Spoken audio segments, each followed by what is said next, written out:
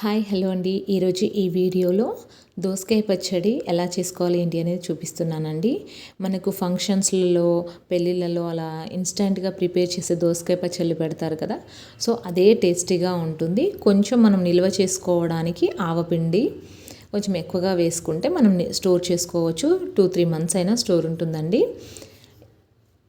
ఇది చాలా సింపుల్గా ఈజీగా ప్రిపేర్ చేసేసుకోవచ్చు. దీనికోసం నేను ఇక్కడ 1/2 kg వరకు దోసకాయలను తీసుకున్నాను. ఈ సైజులో ఉన్నవి. మీరు నార్మల్గా గుండ్రంగా పూర్తిగా ఎల్లో కలర్లో ఉన్న వాటితో కూడా ఇదే ప్రాసెస్లో దోసకాయ పచ్చడి అనేది ప్రిపేర్ చేసుకోవచ్చు. వీటిని శుభ్రంగా కడిగి తుడిచేసుకొని ఫ్యాన్ కింద కాసేపు ఆరబెట్టుకోవాలి, వాటర్ అనేవి ఏమీ లేకుండా. మీకు ఇది నచ్చితే పూర్తిగా గింజలతో పెట్టుకోవచ్చు, లేదంటే గింజలు తీసేసి ముక్కల కింద కట్ చేసుకోవచ్చండి. అవి కట్ చేసుకొని పక్కకు పెట్టుకున్న తర్వాత నేను స్టవ్ పైన ఒక కడాయి అనేది పెట్టుకొని 1 స్పూన్ వరకు మెంతులు అనేది వేసి వేయించుకుంటున్నాను. మెంతులు కాస్త వేగిన తర్వాత మాత్రమే ఒక 2 స్పూన్లతో ఆవాలు అనేవి వేసి అది కూడా వేయించుకుంటున్నాను. మీకు పూర్తిగా నచ్చితే ఆవపిండి అయినా వేసేసుకోవచ్చు, మెంతులు స్కిప్ చేసుకొని. ఈ విధంగా బాగా వేయించుకున్న తర్వాత వీటిని పూర్తిగా చల్లార్చుకుని మిక్సీ పట్టేసుకోవాలి.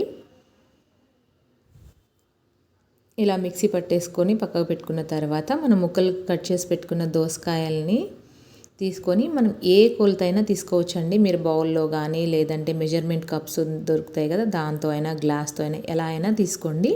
నేను ఇక్కడ ఈ బౌల్తో నాకు 3 గిన్నెల ఈ దోసకాయ ముక్కలు అనేవి అయ్యాయి.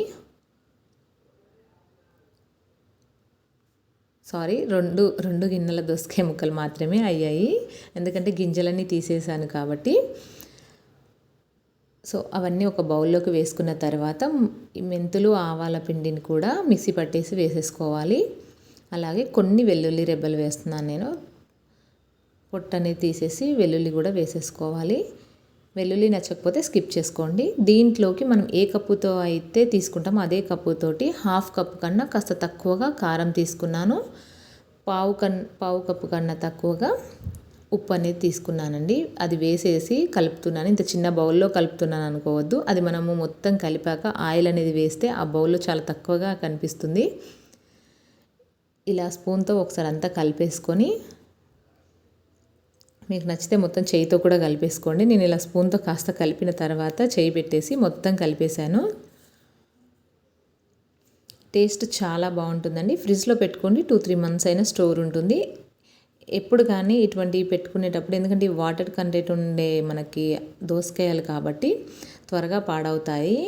కొంచెం ఇలా 1/2 kg పెట్టుకున్నా సరిపోతుంది.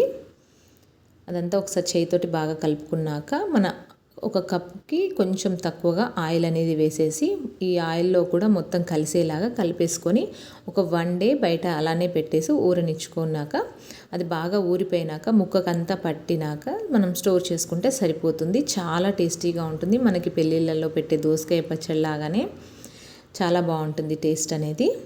మీకు కూడా తప్పకుండా నచ్చుతుంది అనుకుంటున్నాను. మీరు కూడా తప్పకుండా ట్రై చేసి ఎలా వచ్చింది ఏంటి అనేది నా కమెంట్ బాక్స్లో కమెంట్ చేయండి. అలానే నా ఛానల్ని లైక్ చేయండి, షేర్ చేయండి, సబ్స్క్రైబ్ చేయండి. Thank you for watching.